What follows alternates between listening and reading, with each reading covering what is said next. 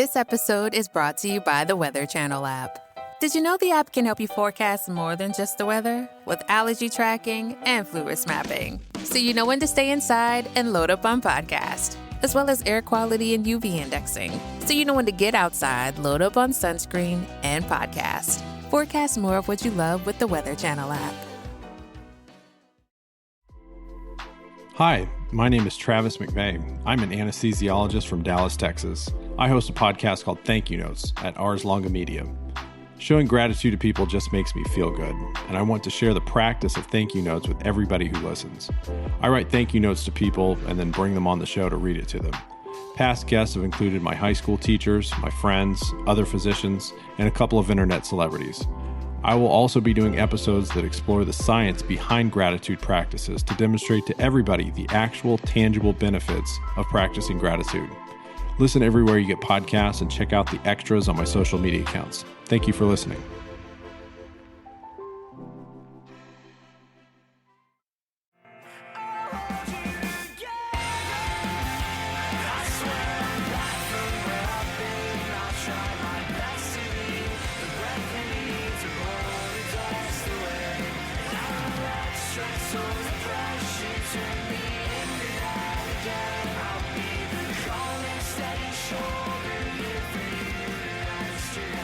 Welcome to the Inside the Boards podcast, the podcast dedicated to helping you learn to think like a question writer so you can study smarter, not harder, and succeed in medical school. And now here's your host, Patrick Beeman. All right, I just wanted to give you guys a little bit of an update. This is going to be a mini episode where I hope to accomplish two things. One, I want to introduce the Doximity Match Smarter segment. The Match Smarter segment is an initiative we began with Doximity to connect you with program directors, residents, and applicants from top residency programs to help you navigate your specialty choice and the residency process as a whole. So you should check out Doximity's Residency Navigator at residency.doximity.com to get the most transparent and personalized advice on programs you're considering. Doximity is the leading professional network for clinicians. And if you haven't already completed your Doximity profile, go to docs.im, that's dox.im/insidetheboards, and register for Doximity today. Anyone who registers will be entered to win a $100 Amazon gift card if they follow that link. So what we're going to do with the podcast this interview season is tack on to the beginning of the show the Match Smarter segment. So we're still going to be bringing you interviews with leaders in the board preparation space. We've got interviews lined up with Yermi Cohen from Memarang, Adeleke Adesani from Smash USMLE. We've got the folks from Osmosis coming aboard, and an interview with Conrad Fisher as well. And speaking of Osmosis, Osmosis is a personalized learning platform for medical school. It's really cool. You should check it out at osmosis.org. But what we're going to be doing for the Study Smarter series, where we take questions and dissect them over the podcast, is use the Open Osmosis question bank, which you should check out. These are free questions. There's about 500 for all the main kind of like specialties. You can find them at open.osmosis.org. And what we're going to do on the podcast is just take a topic and then discuss 5 to 10 questions related to that topic from the Open Osmosis database. So stay tuned. We've got the Match Smarter segment coming up with Dr. Peter Taub, who's a plastic surgeon. But as always, the Inside the Boards podcast is about learning primarily. So for this mini episode, we're going to cover just two important high-yield points, which I'll admit it was a little hard to find something exactly relevant to plastic surgery for a medical student. But here are two questions which are incredibly high yield for the boards, mainly probably for like the OBGYN shelf exam or step 2. But these are kind of related to plastic surgery. So here we go. A 25-year-old woman comes to the outpatient clinic for a prenatal checkup. She is at 10 weeks gestation. Moreover, she has a history of epilepsy that has been medically managed. She has no complaints and her vital signs are normal. her triple screen is positive for an elevated maternal serum alpha-fetoprotein, and further testing reveals that the fetus has the expected congenital defects. Which of the following supplements could this patient have taken to reduce her baby's risk of this congenital abnormality? A. Biotin. B. Folate. C. Riboflavin. D. Vitamin A. Or E. Vitamin D. And the answer is, of course, folate. All right, so what do you need to know about folic acid supplementation in pregnancy? So, pregnant women with a seizure disorder are an increased risk for congenital anomalies in general, but specifically, anticonvulsants can be associated with particular defects, all right? So the big one, open neural tube defects, spina bifida.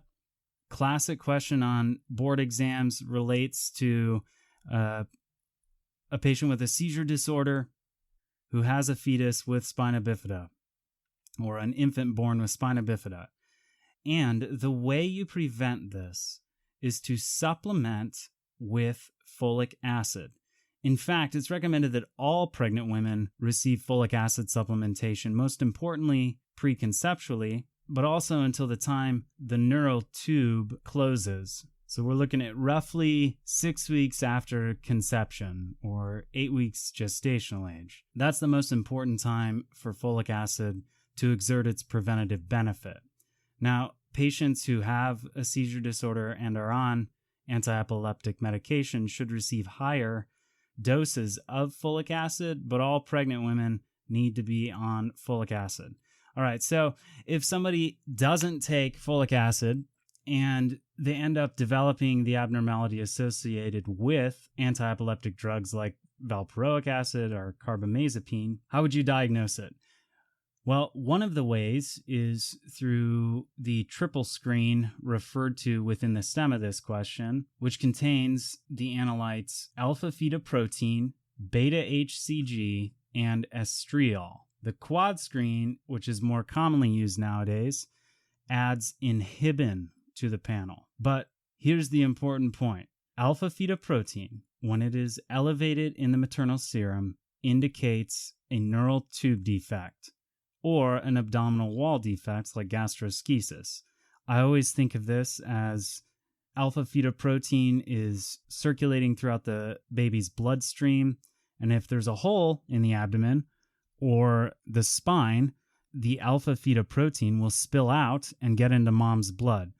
This isn't exactly what occurs physiologically, but it's a good heuristic to help you remember that alpha-fetoprotein is elevated in the presence of open neural tube defects and abdominal wall defects. So the high-yield learning points, number one, all pregnant women should get folic acid supplementation to prevent spina bifida. Those on anti-epileptic drugs should receive higher doses, and elevated maternal serum alpha-fetoprotein is associated with open neural tube defects. But let's look at the other answer choices. So A was biotin.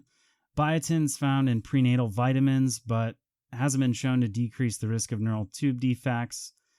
Riboflavin, also found in prenatal vitamins, has not been shown to decrease the risk of neural tube defects either. Vitamin A, which was answer choice D. Vitamin A is a retinoid, so if you think of isotretinoin, it is advised against taking this during pregnancy because vitamin A in high doses can cause congenital anomalies. So vitamin A can actually cause craniofacial defects, and see, this is why this question is somewhat related to plastic surgery. If there's an oral cleft, a plastic surgeon would have to fix it. Sorry, that's not exactly the best fit. I might be stretching a little bit, but hey, it was the best I could do. And then answer choice E, which was vitamin D. Vitamin D is also found in prenatal vitamins, but there's no benefit to taking it in terms of reducing the risk of neural tube defects. All right, next question. A 36-year-old Caucasian female underwent a prophylactic double mastectomy after the death of her mother and aunt, and testing positively for the BRCA1 gene. Besides genetics, what other risk factor increases a woman's chance of developing breast cancer?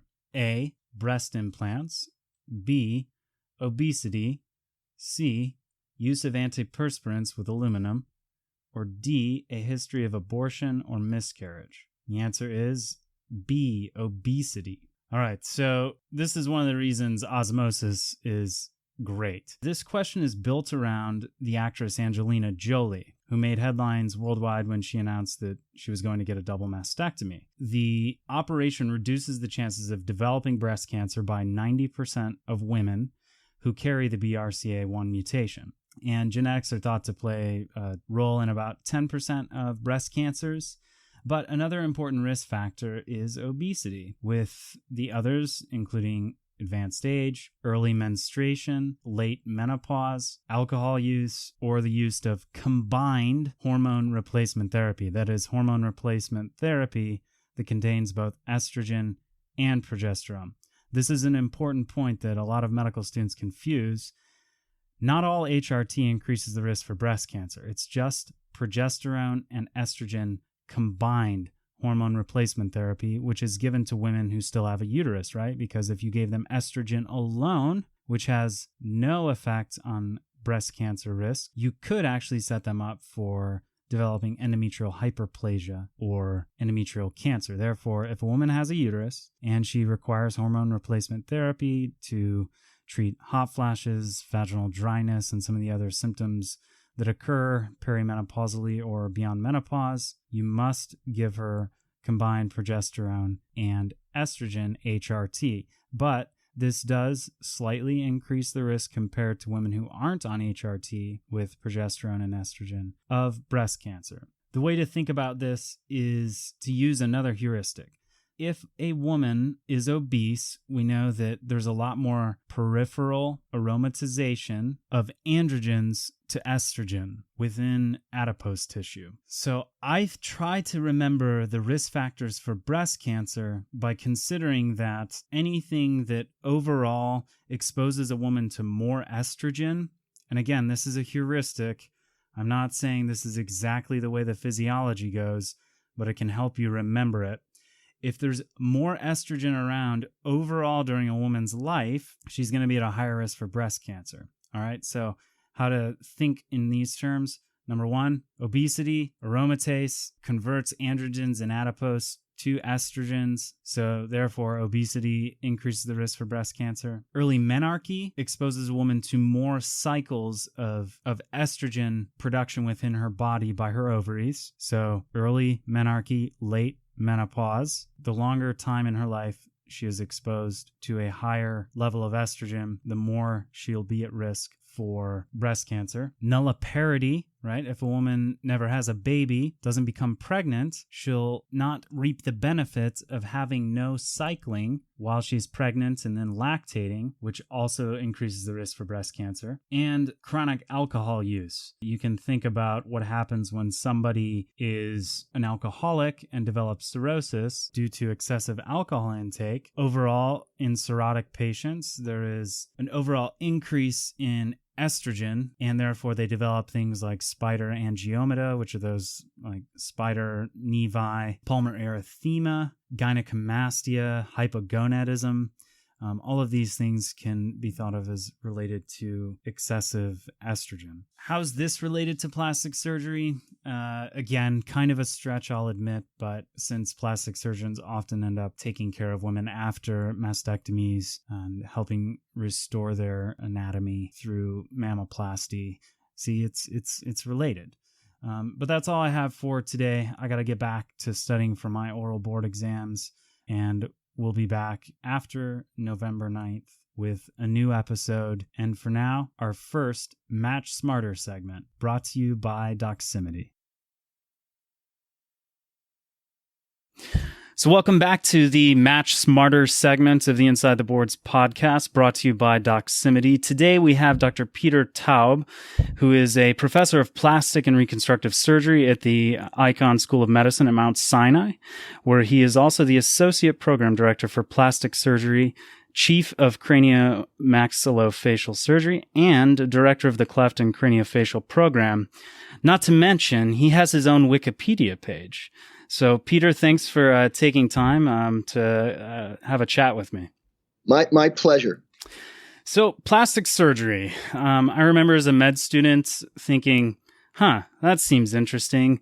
But all the general surgery residents I knew, they seemed so stressed out at the end of fourth year, fifth year, whatever. And the thought of doing another 2 years on top of a general surgery fellowship or a general surgery residency sounded terrible. So that was out for me.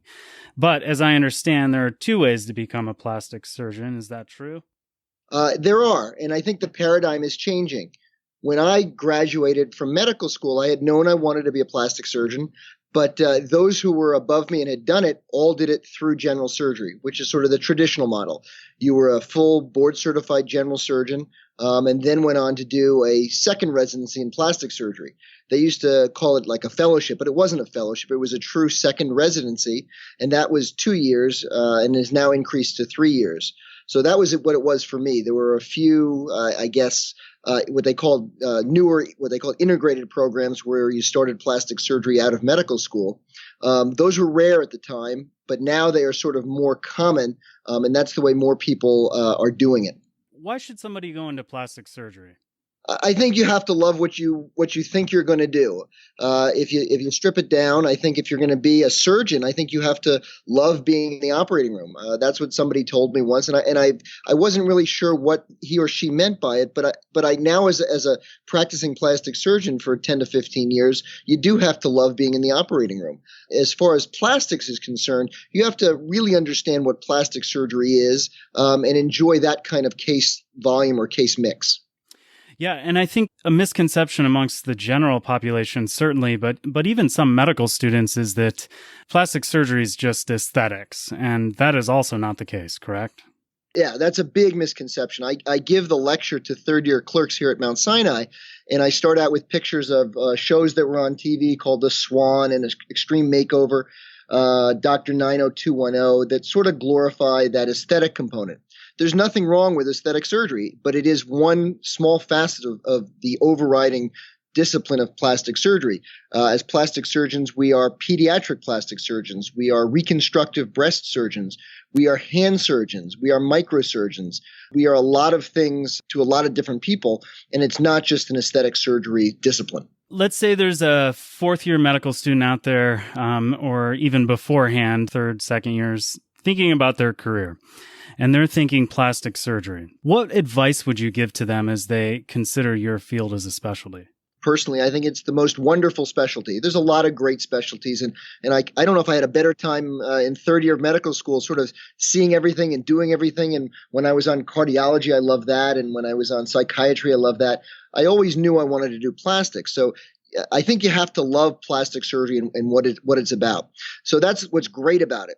The other side of the coin is that it is, I think, nowadays the single hardest specialty to get into, and we can go into a lot of reasons why that is. But our dean says that plastics is the hardest to get into. For that reason, I think you got to start preparing early and planning early, and a heavy burden of that is going to be some research in the field. Okay. So let's talk about that then. As far as residency candidates go, what's your ideal one look like? I gave a talk on this at the Plastic Surgery Research Council in Seattle about 2 to 3 years ago. And the question posed to me was, what are you looking for in a resident? First, I put up a picture of Mickey Mantle, and the other one was Bryce Harper. And these two guys, what they have in common, they're both baseball players, but they were sort of called, I think, 5-tool players. And in baseball, that means you can hit for power, you can hit for averages, you're a defensive whiz, you can run the bases. You sort of did everything. And I think a little of that is what I look for in a candidate, in a resident. I want somebody who has a good, strong academic record, meaning they've done well on their third-year clerkships where they've shown their wares and the residents enjoyed working with them and they did well on the shelf exam. So that's one component. I look for a candidate who has done well on the USMLE scores, and some programs use that as sort of a gateway to interview or not interview. I look at what you've done research-wise. Have you shown an interest in plastic surgery and maybe written some papers, done some presentations? Nowadays, there's so many venues to get involved. Most medical schools have their own medical school research day, and there's graduate medical education research day. So there's a lot of venues to do research and show that you have an interest in making the specialty better. So that means a lot to me. I also want to make sure that, your letters are good, that those who know you have written a good letter, and letters can be tricky. Letters can be, he did a very good job, which doesn't sound too bad, but that's not a letter that glows about this person. So I look for letters where the people we know are sort of glowing about this, saying this is one of the better medical students we've had in some time. And then the other thing is that I like you to have some kind of interest outside of medicine. We've had some strange applicants who wrote down that they enjoy watching basketball, which I thought was a little odd. I'd rather you participate in pottery, enjoy biking, knit, play the piano, something outside of medicine that shows you have some dimension. Yeah, I mean, at root, the word plastic connotes creation or making, molding, crafting. So I'm sure there is something about that artistic aspect of the mind that's essential to, say, being a plastic surgeon over maybe being a GYN oncologist or a surgical oncologist or something of that nature. Absolutely. I think there's a spatial relations. There's how you can see something and how it's going to change and mold, and how you're going to get from point A to point B. I interviewed at the University of Texas Southwestern a long time ago, and when I got there, they gave us a spatial relations test. They had a folded up box, a picture of a folded up box with something different on every side of the box, and then they had 5 examples of what it would look like or possibly look like unfolded. And you had to pick the correct one. So you had to sort of, in your mind's eye, fold up these 5 boxes and then compare it to the answer. So they wanted you to sort of stimulate. They wanted to see how you could do this. And I thought it was actually quite interesting and quite good. Okay. So what to expect nowadays for an interview in your specialty? Interviews are so different. I eventually would like to do a sort of a panel discussion on what people look for in an interview. Yeah. And I think interviews from person to person are different, from institution to institution are different. And I think I don't think we do them as well as we could. But basically, you want that program to get a sense of who you are on a real level. A lot of programs, and especially ours, we look for a fit. We look for somebody who's going to mesh well with those who are there and those who will teach that person for 6 years. You're there for a good chunk of time. You don't want a brilliant loner who's not going to interact. You want somebody who's going to get along with all the residents there and help those residents and teach those residents and be a mentor to your students and do so in an amicable way.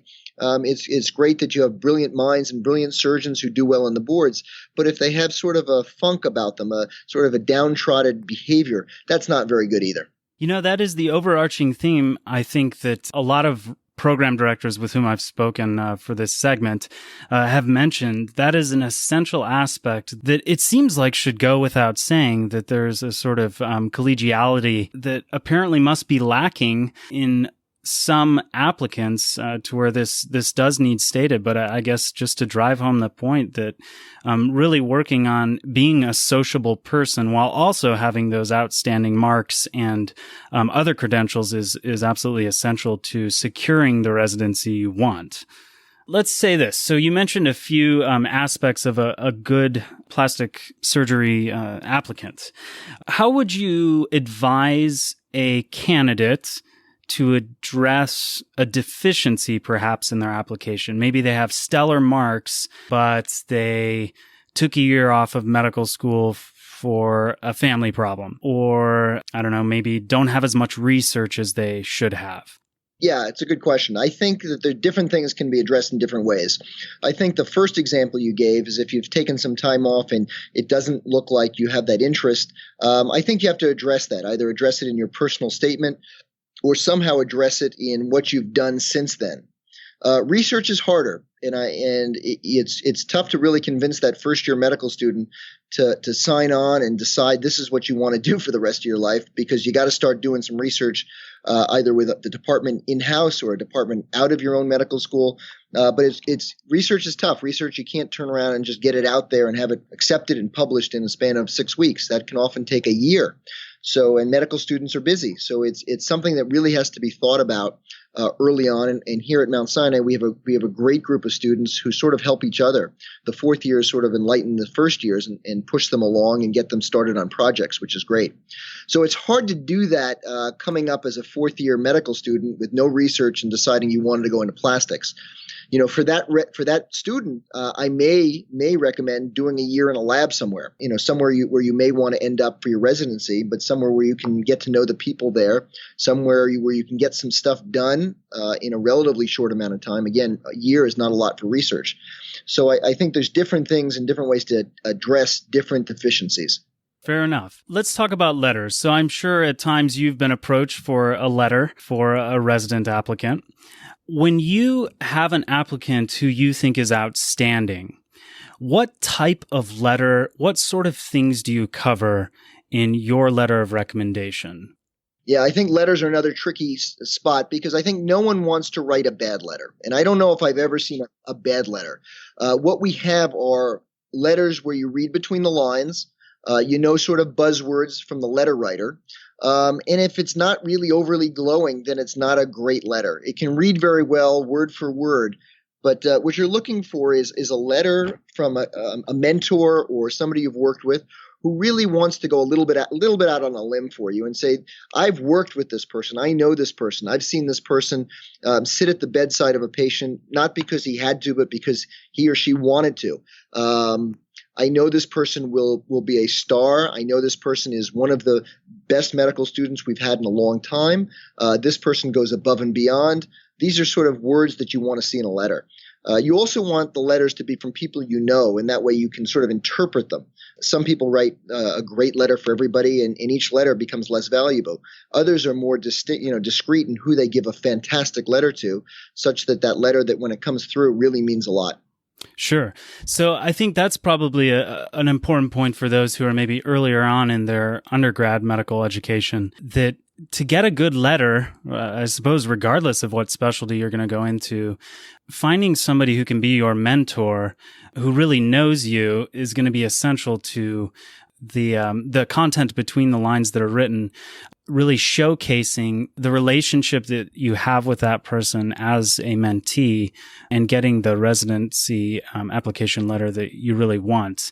It's probably pretty difficult to just, even a couple months before applications are due, to send an email to the chair of the plastic surgery department at your school and say, hey, I'm applying. I need a letter. That's just not going to work, I assume. You're not going to get the kind of letter you want. It's not impossible, and it's done a lot, but trying to get a letter on a sub internship, away rotation, you're only there for anywhere from 2 to 4 weeks. And you'd have to do a really, really good job to get a great letter. And that's, as I'm saying, that's not impossible. It's done, and I will write that letter personally. But a better letter is from somebody who's known you for a couple of years. And the caveat is it's not one letter. You really need 2 to 3 letters like that. And that can be difficult and a challenge. But for the candidate that does have those 3 letters from somebody who's known them more than 4 weeks, that speaks volumes. And I think it's a very strong selling point for that candidate. Yeah, definitely. So let's get into the specifics. I mean, you alluded to this a little bit before, but if I had to pin you down and ask you what you consider the 3 most important aspects of a residency application for your specialty, what would you pick? I think I would start with research, because I think it shows not the actual research, but I think it shows a commitment to the specialty. When we see candidates who have, a page of papers related to neurosurgery or ENT or geriatrics, there's something's going on there. They obviously didn't have that passion for plastic surgery at the beginning, and now for some reason have changed. And again, that's okay, but you have to explain that somehow. So some body of research in plastic surgery I find very important. Number 2 is well-written letters from people we know. Plastic surgery is not a huge specialty as medicine or surgery are, so most people know most of the letter writers. So to get a letter from somebody you know glowing about a candidate speaks volume. And then I think the third one is your grades. How well you did that third year. Yes, UMLE scores are important, but I would say more grades. Somebody who's going into surgery probably should have gotten honors in their surgical clerkship. we're so competitive in plastic surgery that actually I'm actually sitting at my desk looking at some candidates now. Most of them have gotten honors in most of their third year specialties.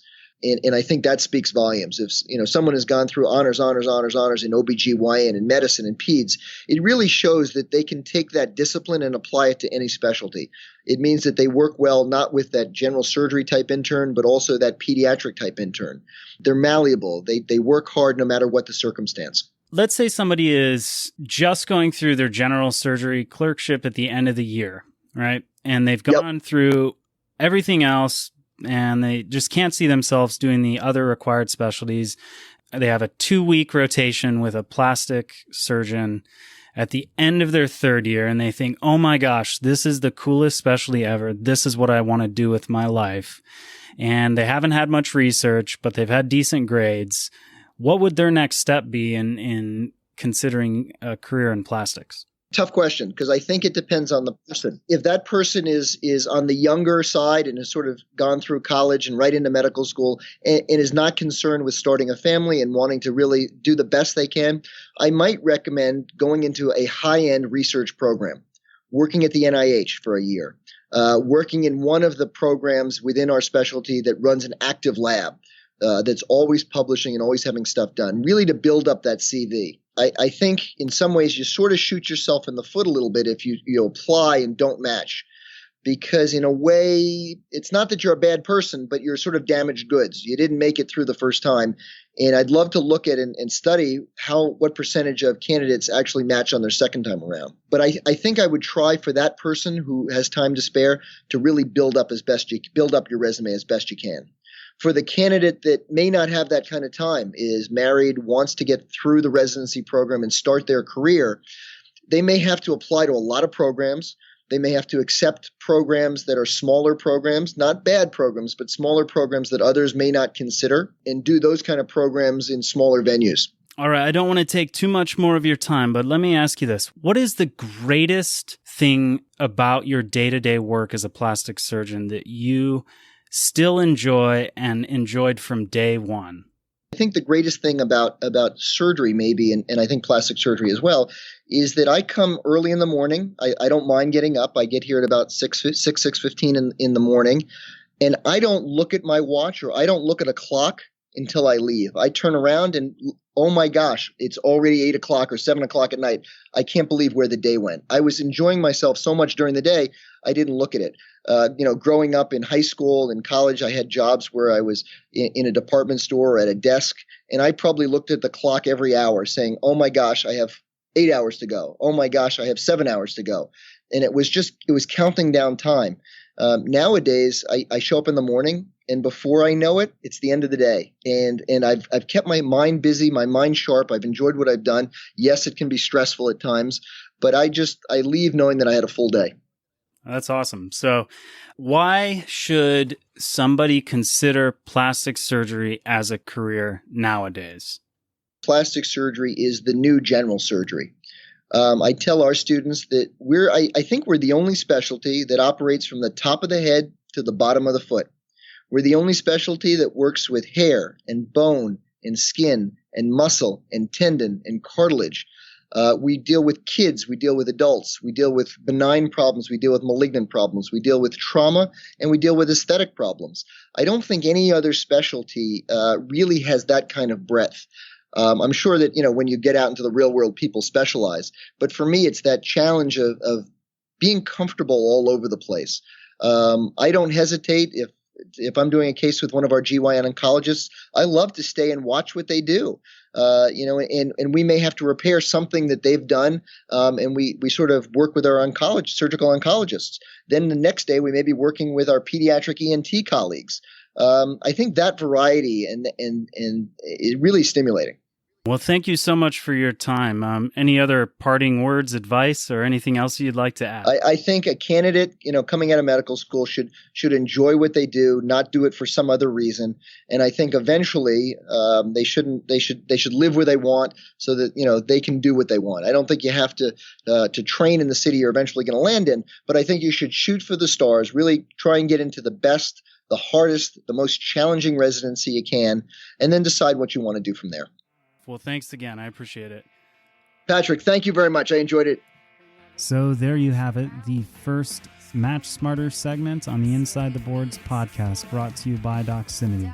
Don't forget, check out the Residency Navigator tool at residency.doximity.com and head over to insidetheboards.com/podcast, where you can listen to our previous episodes and find a link to complete your Doximity profile and be entered to win a $100 Amazon gift card during this residency interview season. You can follow us on social media at Facebook or Instagram.com/InsideTheBoards or on Twitter at BoardsInsider. If you enjoyed this podcast, please consider leaving a review on iTunes or sharing it on social media with your friends. I would really appreciate you helping us spread the word. If you have ideas, feedback, or suggestions for the podcast, email us at info@insidetheboards.com. I'd love to hear if you have some ideas for further episodes in the future. If you'd like to come on and do perhaps a shelf exam review or something like that, you have suggestions for people we should interview, let us hear it. Also, you can leave a question recorded by going to insidetheboards.com/podcast and clicking the SpeakPipe link on the side of the page. I'd love to have you participate, and I thank you so much again for taking the time to listen. The intro music to today's show is by Everyone Leaves. The tune is Seasonal Effective. You can check them out at everyoneleavesband.com. Until next time, happy studying. I'm off to study for my oral board exam, so wish me luck. Thanks again.